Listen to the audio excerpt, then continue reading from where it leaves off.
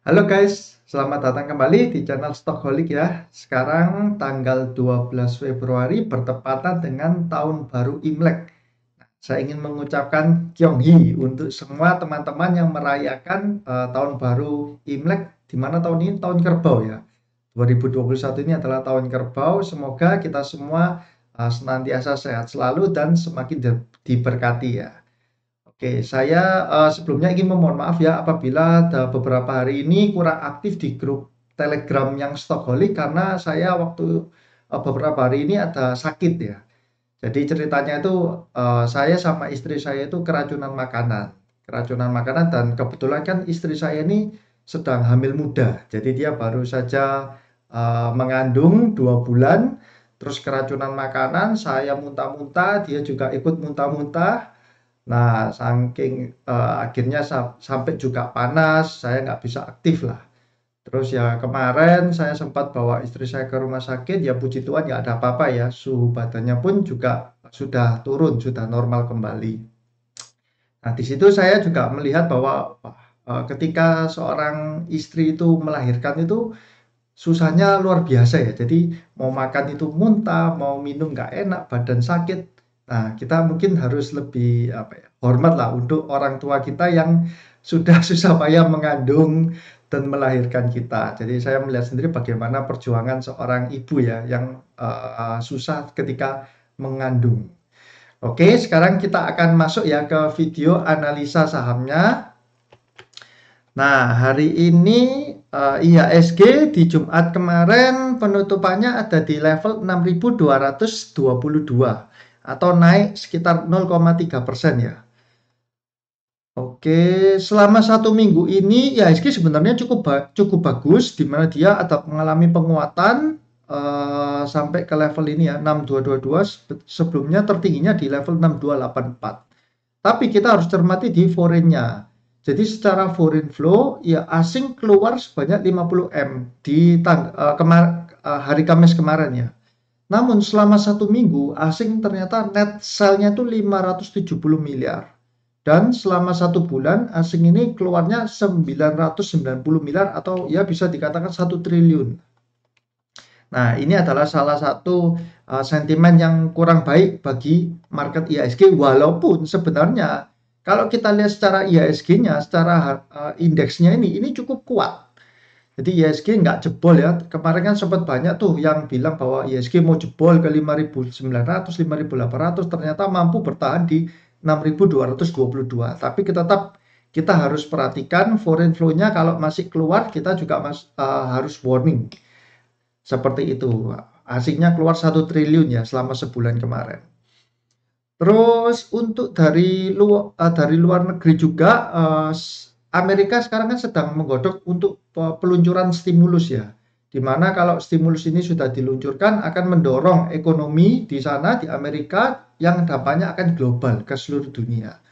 Nah, ketika penggelontoran stimulus ini maka kemungkinan besar akan ada pelemahan terhadap dolar. Jadi yang diuntungkan adalah mata uang selain dolar. Kenapa? Karena kan ada kemungkinan Amerika akan printing money ya, cetak uang untuk memberikan bantuan. Soalnya bantuannya itu kan besar sekali stimulusnya. Dan ini terbukti di mana rupiah menguat menembus ke level 4, di bawah 14.000. Semoga saja ya rupiah dapat terus menguat. Nah, biasanya kalau misalkan krisis itu mau terjadi, crash itu mau terjadi, salah satunya itu adalah dolarnya itu sangat menguat, jadi rupiahnya itu melemah, terus ekonominya GDP-nya itu ikut terus menurun seperti itu. Nah, kalau saya lihat pribadi dari faktor ekonomi itu Indonesia belum belum masuk ke arah sana ya. Cuman kita harus terus pantau setiap saat perkembangan dari ekonomi dunia ini. Karena sekarang ini lagi volatile sekali. Terus selain dari mata uang rupiah, saya ingin membahas juga dari sisi ini ya, harga batu bara. Kemarin kan sempat mengalami kenaikan yang cukup signifikan, naik sekitar 45%-an ya, di angka 84, di mana sekarang ada di level 85-an. 85 dolar. Nah, jadi harga batu baranya ini masih sideways.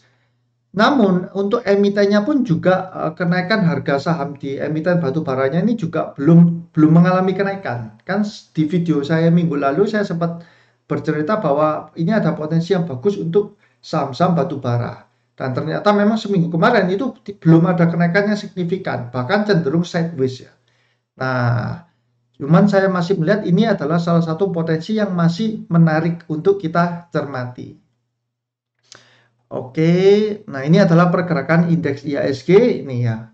Di sini kan waktu ini orang-orang sudah bilang IHSG bakal jebol nih 5.000 sekian, 5.000 sekian. Nah, ternyata masih ditutup mampu untuk menguat IHSG-nya di angka di atas 6.200 ya.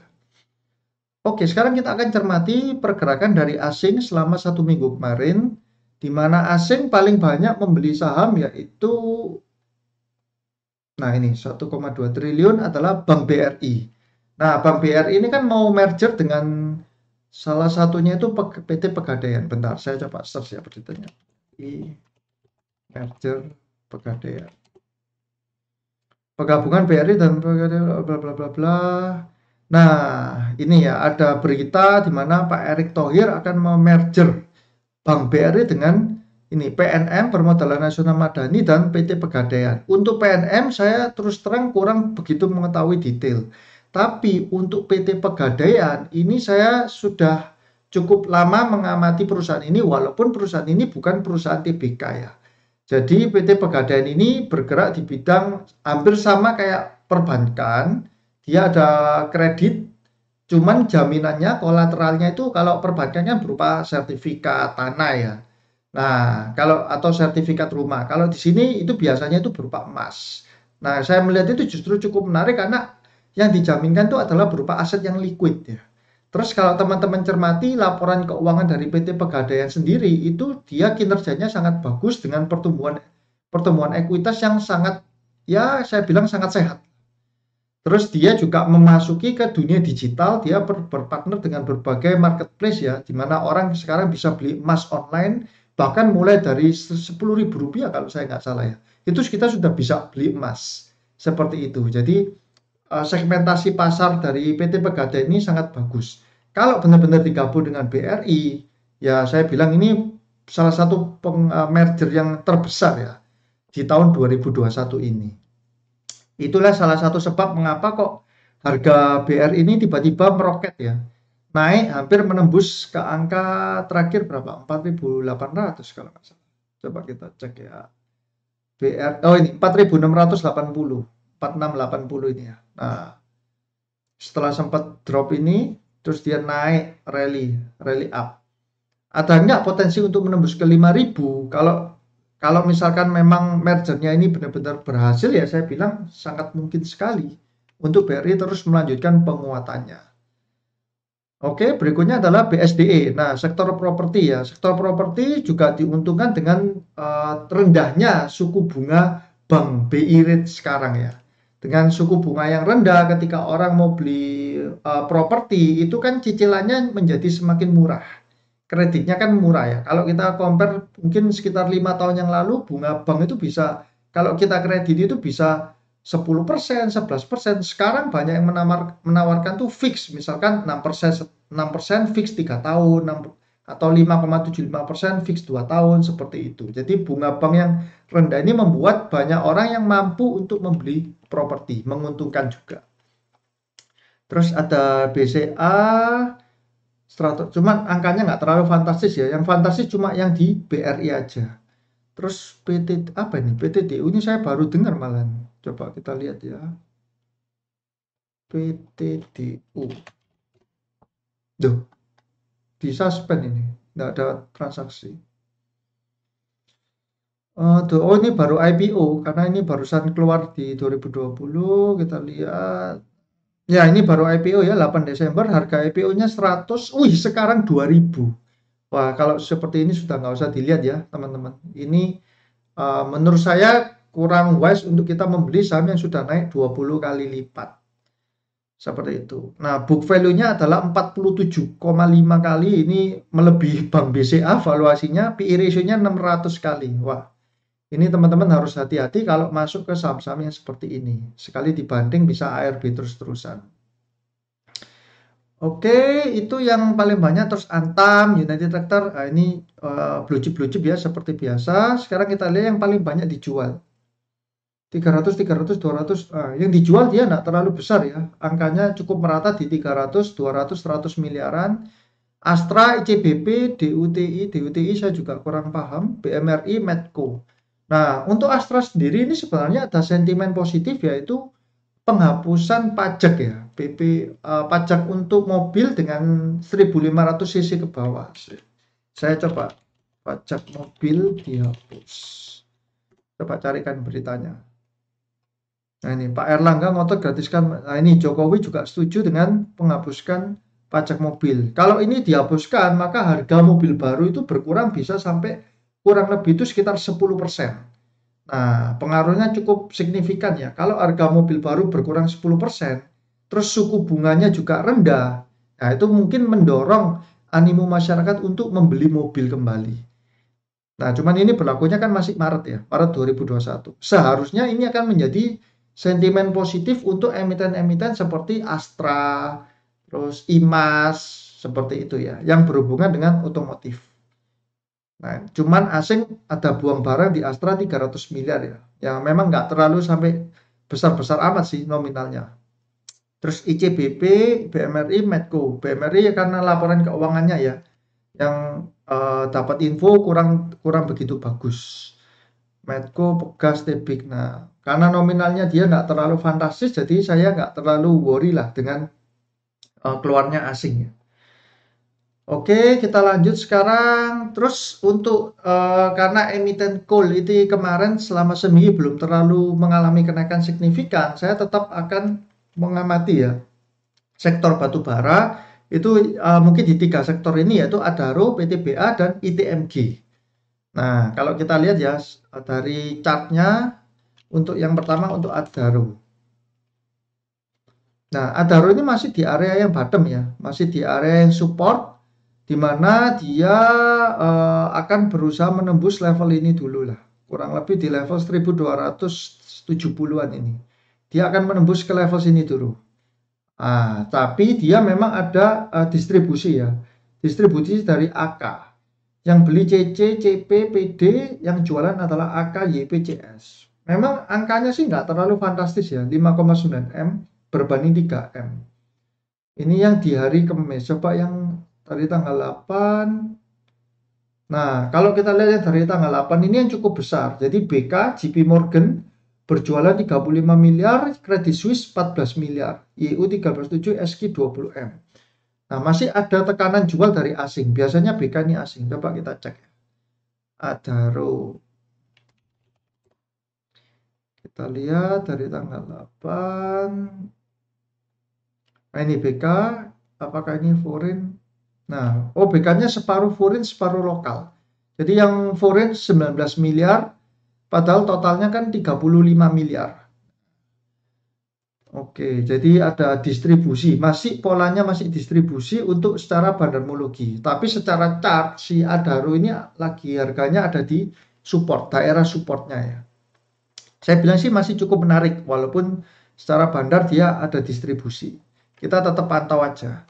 Bagaimana dengan si PTBA? PTBA ini ada akumulasi sama ya, dia harganya sedang ada di ini, dia lebih mendekati mau ngebreak ya, mau ngebreak dari MA5 ke MA60-nya. Ini mau coba untuk di break si PTBA. MA60-nya ada di 2610. Nah, sekarang ada di 2590, tinggal sedikit lagi. Terus secara bandarmologi dia ada akumulasi dari RX, kemudian ini ya RX yang cukup besar 39 miliar. Kalau hari Kamis kemarin, nah ini LG. Kamis kemarin juga LG mengakumulasi yang berjualan AK. Coba kita lihat ini foreign atau enggak. PTBA Kamis kemarin AK ini AK foreign. Oh ya, AK-nya AK foreign ya. Berarti asing ini lagi melepas saham-saham batu bara sekarang ini. Ini AK foreign. Tapi RX-nya ini juga Macquarie-nya ini Macquarie yang foreign juga. PTBA yang lebih diminati oleh si asing daripada Adaro ya. Coba kita lihat dengan yang si ITMG. Oke. Big accumulation juga. Nah, kalau ITMG ini malah habis golden cross, dia habis naik ya. Menembus MA5-nya, menembus MA60 dan sekarang mau mencoba menembus MA20. ITMG. Yang beli adalah Morgan Stanley CS. Wih, ini full asing ini. MSCSBK ini full asing. Coba kita cek ya. Ini di tanggal 11, kalau kita lihat seminggu kemarin sama MS juga. Nah, ini cukup menarik juga untuk saham ITMG ini. Kita coba cek. Ini ya. Yang jualan si YP, yang akumulasi MS. Nah, MS-nya benar, MS asing. MSCSBK-nya asing semua. Nah, kalau kita lihat seperti ini, maka untuk trading short term, ITMG ini memiliki potensi untuk naik lebih tinggi daripada si PTBA dan Adharu dalam jangka waktu pendek ya, untuk sektor coal.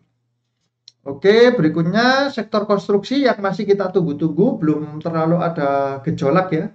Ya memang sentimen SBF-nya belum berjalan ya, sekarang masih baru pembentukan Dewan Pengawas ya, kalau nggak salah kemarin. Nah, kita sedang menunggu pemilihan direksi SWF Indonesia. Nah, ini ya, ini masih belum keluar hasil dari direksi SWF-nya siapa. Seperti itu. Cuman kita tetap pantau aja untuk sektor konstruksi, di mana kalau teman-teman ikut grup Stockaholics, teman-teman pasti tahu bahwa salah satu favorit saya adalah di Krakatau Steel ya, keras, besi, di mana walaupun dari segi kontraktornya ada Wika, WSKT, PTPP, cuma saya rasa semua pembangunan konstruksi ini kan tetap membutuhkan besi ya.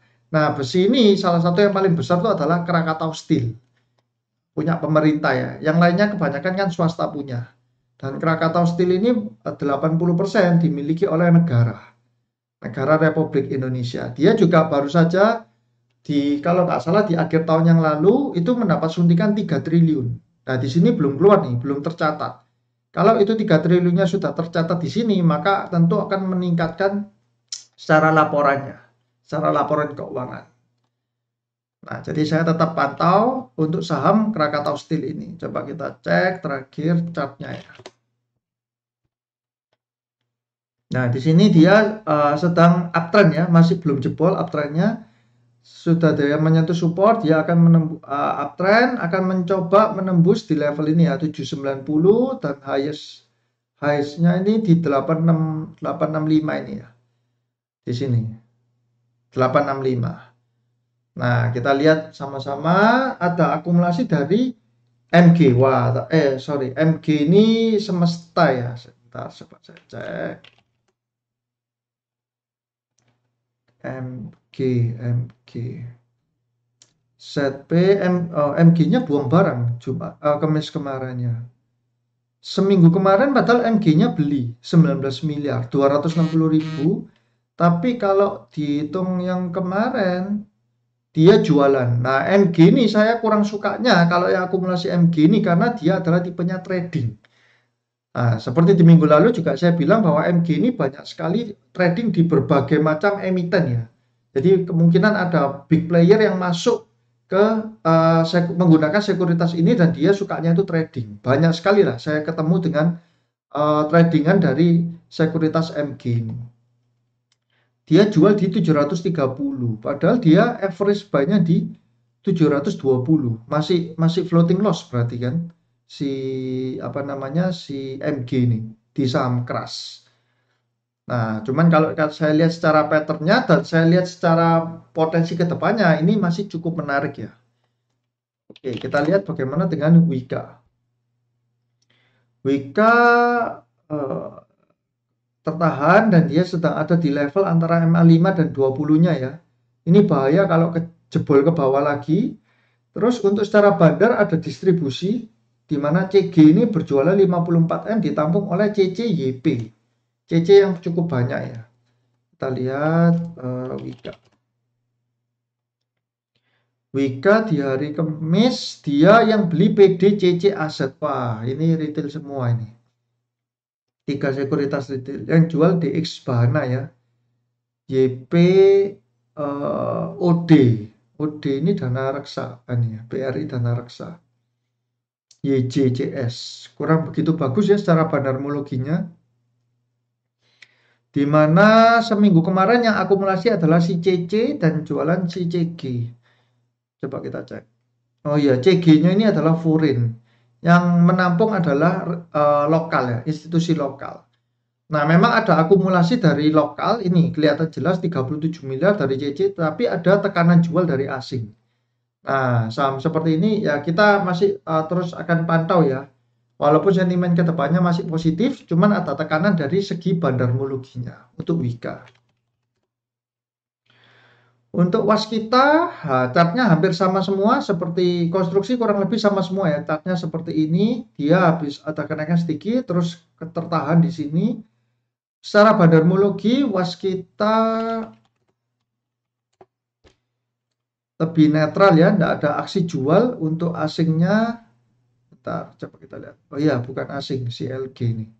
Nah ini cuman transaksi lokal ya, yang bertransaksi di saham WSKT ini. WSKT ini adalah salah satu emiten yang paling diuntungkan atas sentimen SWF ini, di mana dia banyak sekali proyek jalan tol yang dia sudah pegang kontraknya itu jangka waktu yang cukup lama. Nah, kalau pemerintah mau membeli aset-aset jalan tolnya, maka WS kita ini mendapatkan cash segar, bisa triliunan jumlahnya, yang dapat digunakan untuk bayar hutang ataupun untuk pembangunan konstruksi ya, modal kerja juga bisa. Seperti itu. Jadi ini secara bandarmologi lebih netral daripada si Wika. Terakhir adalah si PTPP, coba kita cek. Nah, kurang lebih sama, ada di persimpangan MA5 dan 20-nya. Ini ya. Secara bandarmologi juga nggak terlalu ada yang pergerakannya signifikan dari si PTPP ini. Mungkin kalau saya itu lebih suka antara si Wika atau si Waskita. Seperti itu. Wika jelas fundamentalnya dia paling bagus. Ya kan? Dia masih mencetak laba walaupun sangat sedikit di tengah pandemi. Waskita kan dia rugi banyak. Tapi Waskita ini paling diuntungkan atas sentimen SWF. Jadi kalau saya untuk konstruksinya lebih ke arah dua emiten ini. Dan jangan lupa yang ini ya. Krakatau Steel punya. Oke, berikutnya, nah ini masih ada yang tanya juga ke saya tentang saham farmasi. Jujur saya sudah tidak mengamati ya pergerakan dari farmasi. Ini kan ada berita lagi mulai digoreng-goreng lagi tentang vaksin ya. Coba saya search apa ini vaksin, distribusi vaksin. Terakhir saya ingat saya ada berita tentang vaksin ini. Cuman saya lupa beritanya itu apa yang membuat harga trio KF Inaf IRA, KF Inaf IRA ini lompat ya. Nah ini IRA-nya naik kenceng ini. Cuman saya pribadi sudah nggak mau apa ya, nggak mau take part lah dalam saham farmasi ini. Nah lebih baik masih kayak seperti Antam. Ada sentimen kedepannya yang menjanjikan lah untuk nikel dan baterai apa namanya baterai listrik ya. Walaupun ada berita yang menyatakan bahwa Tesla kan tidak mau ini ya, Tesla batal baterai listrik. Mana saya tertarik di penyimpanan energi, bukan baterai kendaraan listrik. Nah ini ada gonjang-ganjing antara Tesla ini ya. Dan si Antam ini dia masuk ke indeks, sebentar, Antam masuk ke indeks, salah satu indeks MSCI kalau saya nggak salah ingat. Nah ini masuk ke MSCI ya, dimana MSCI ini adalah salah satu indeks yang menjadi acuan dari investor asing untuk membeli. Nah ini tentunya sentimen positif ya, antara dia masuk atau dia naik kelas. Seperti itu, karena indeks ini ada 3 kelas kalau nggak salah ya di MSCI ini. Ada yang kayak kalau di saham itu ada yang second liner, terus blue chip atau third liner lah dari kapitalisasinya. Antam ini seingat saya dia naik kelas ke yang paling tinggi di MSCI. Saya coba lihat secara chartingnya untuk saham Antam.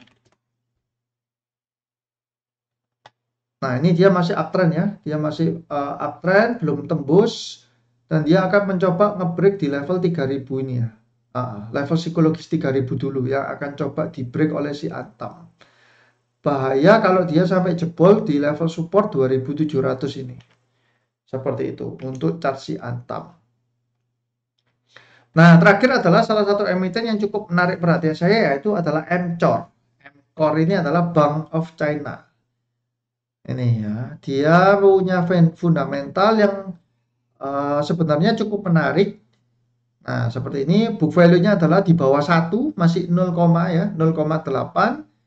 Terus dia nah ini ya, habis mengalami penurunan cukup tajam. Dan sekarang dia ada fase masuk ke arah uptrend. Seperti itu. MCOR. Saya sudah ada barang sih, memang nggak terlalu banyak di saham seperti ini ya. Untuk fast trade aja. Kalau memang dia benar bisa menjebol ini MA5 kejebol 20 sama 60-nya, dia bisa uptrend kembali mengejar ke titik tertingginya. Nah, jadi MCOR ini cukup menarik juga bagi saya dan saya sudah ada posisi di saham ini. Oke, untuk video kali ini cukup sekian dulu ya teman-teman. Saya mengucapkan terima kasih untuk teman-teman yang selalu setia menonton video saya. Sebentar, saya kembalikan ke layar full screen. Nah, untuk mensupport saya, teman-teman bisa bantu dengan cara subscribe, like, komen, dan juga share ya. Apabila teman-teman mendapatkan manfaat, bisa dong dibagikan ke rekan-rekan yang lain. Oke, cukup sekian dulu dari saya. See you guys.